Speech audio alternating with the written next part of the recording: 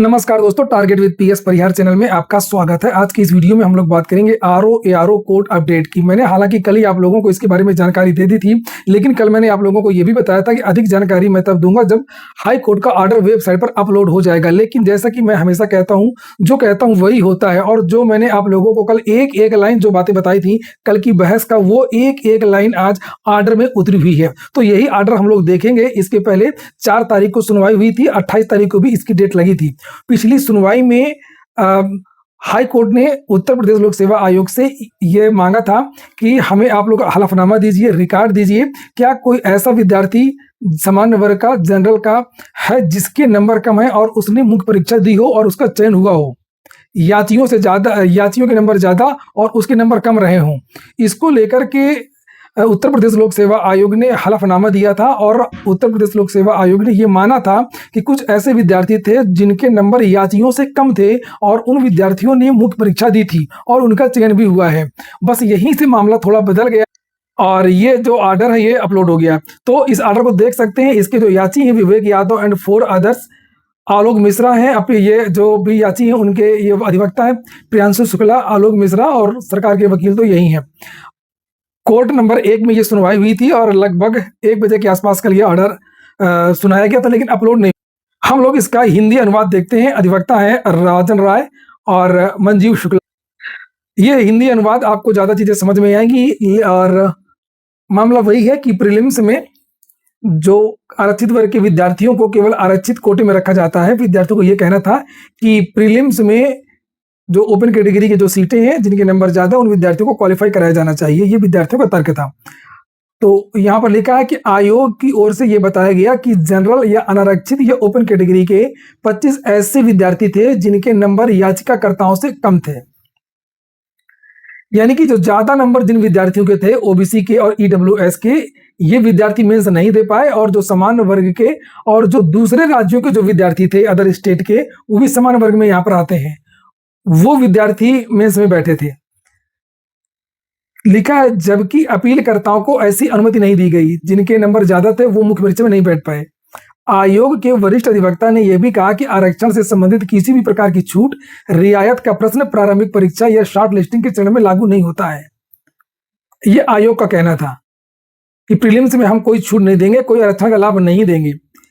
लेकिन ये विद्यार्थियों को यह कहना था और कोर्ट का जो कल बहस हुई कि ठीक है, अगर प्रीलिम्स में आप आरक्षण नहीं देते हैं तो ये जो सामान्य वर्ग का जो कट ऑफ ये कम कैसे चला गया।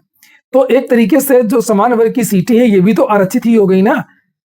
आगे लिखा है बल्कि केवल अंतिम चयन के समय ही प्रासंगिक होता है। ये लोक सेवा आयोग का तर्क है। हम फाइनल में ही आरक्षण का लाभ देंगे, प्रीलिम्स में नहीं देंगे।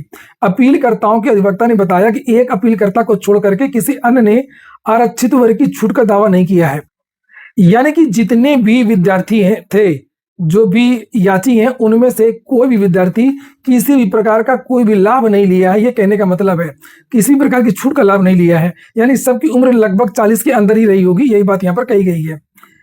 यह स्पष्ट नहीं किया गया कि उस अपीलकर्ता को आरक्षित वर्ग के रूप में कोई छूट दी गई थी या नहीं, उसके अनुसार आवश्यक था। जबकि वरिष्ठ अधिवक्ता ने कहा कि यह प्रश्न केवल अंतिम चरण में ही प्रासंगिक है। अतः यह प्रतीत होता कि एकल न्यायाधीश ने अंतिम राहत याचिका खारिज करते समय एक अप्रासंगिक पहलू पर विचार, क्योंकि सिंगल बेंच से यह मामला खारिज हो गया। आगे 5वां नंबर देखिए।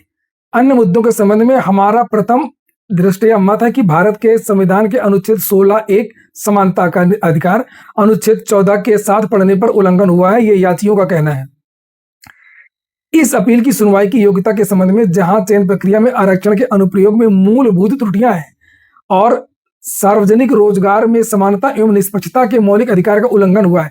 अगर प्रीलिम्स में आप आरक्षण नहीं देते हैं तो कल ये बात की यही बहस हुई कि ठीक है, आप आरक्षण नहीं देते तो कोई बात नहीं। लेकिन यहाँ पर कुछ लोगों को नंबर कम थे, वो मेंस दिए, और जिनके नंबर ज्यादा थे वो मेंस नहीं दिए। तो यही अनुच्छेद 16 का 1 और 14 का जो उल्लंघन हुआ है। तो समान होना चाहिए सबके लिए। अगर आपने लाभ नहीं दिया है तो आखिरकार ज्यादा नंबर वाले बाहर क्यों हैं। आगे लिखा है यदि चयन प्रक्रिया को बिना हस्तक्षेप जारी रहने दिया गया तो जटिलता उत्पन्न होगी। यह कोर्ट का लिखा है कि यदि चयन प्रक्रिया को बिना हस्तक्षेप जारी रहने दिया गया, जो ज्वाइनिंग चल रही है, तो जटिलताएं आगे और उत्पन्न होंगी। ऐसी असाधारण परिस्थितियों में रीट न्यायालय को अंतरिम चरण पर हस्तक्षेप करना चाहिए। अतः प्रथम दृष्टया हमारा मत है कि इस मामले में अंतिम चरण पर हस्तक्षेप किया जाना चाहिए था। आगे लिखा है, तदनुसार इस अपील को स्वीकार किया जाता है। स्टे यह निर्देशित किया जाता है कि अगली सुनवाई तक चयन एवं नियुक्ति प्रक्रिया स्थगित रहेगी। मैंने भी तो आप लोगों को यही जानकारी दी थी कि इस पर स्टे हो गया है। जो मैंने कहा वही आपने समाचार पत्रों में भी देखा होगा और यहाँ पर ये ऑर्डर में भी लिखा है। एक भी शब्द यहाँ से वहां नहीं है जो मैंने बताया था आप लोगों को। हालांकि जो अभ्यर्थी पहले ही नियुक्त होकर के कार्यभार ग्रहण कर चुके हैं वे इस आदेश से प्रभावित नहीं होंगे। तो लगभग 8-10 या लोग ज्वाइन कर चुके हैं, जहां तक मुझे भी जानकारी मिली है, और ये चर्चा वहां पर भी हुई थी। इसीलिए जो जानकारी मिल रही है कि आयोग जल्दी से ज्वाइनिंग भी करा रहा था और आयोग ने बहुत जल्दी रिजल्ट भी जारी किया। आपने देखा भी होगा कि आरओ का रिजल्ट बहुत जल्द जारी हुआ और पीसीएस के जो विद्यार्थी से थे उनसे अभ्यर्थन वापसी के लिए भी केवल 2 दिन का समय दिया गया था। डीवी भी डॉक्यूमेंट वेरिफिकेशन भी तुरंत करवा लिया गया 15 तारीख को। सशंकित था आयोग और लिखा है कि जो ज्वाइन कर लिए हैं तो ज्वाइन कर लिए हैं, वो प्रभावित नहीं होंगी।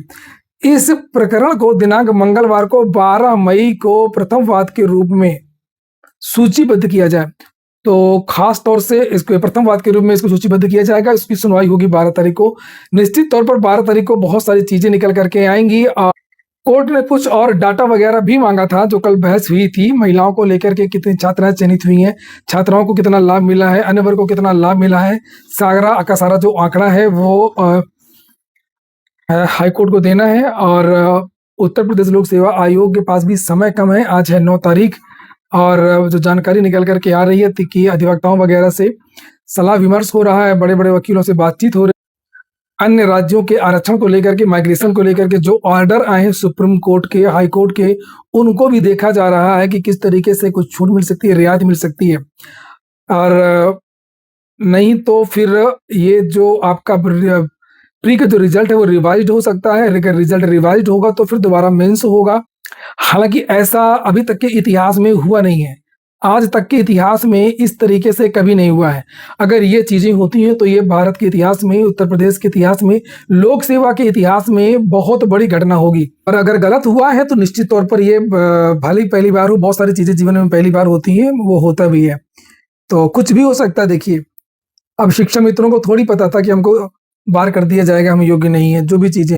और वहीं पर कुछ विद्यार्थी जो ज्वाइन कर सकते हैं वो भी पार्टी बन सकते हैं। मामला पेचीदा हो सकता है और इन सब का कारण केवल और केवल उत्तर प्रदेश लोक सेवा आयोग है, जिसने गड़बड़ी की है, जिसने अस्पष्ट नियमावली बनाई, अस्पष्ट भर्ती प्रक्रिया जारी करता है। हालांकि सरकार, आयोग बहुत सारे जतन करते हैं। देखते हैं ये जो जतन करेंगे उनका क्या परिणाम निकलता है, किस तरीके से क्या चीजें मैनेज होती हैं। पूरा वीडियो सुनने के लिए बहुत बहुत धन्यवाद।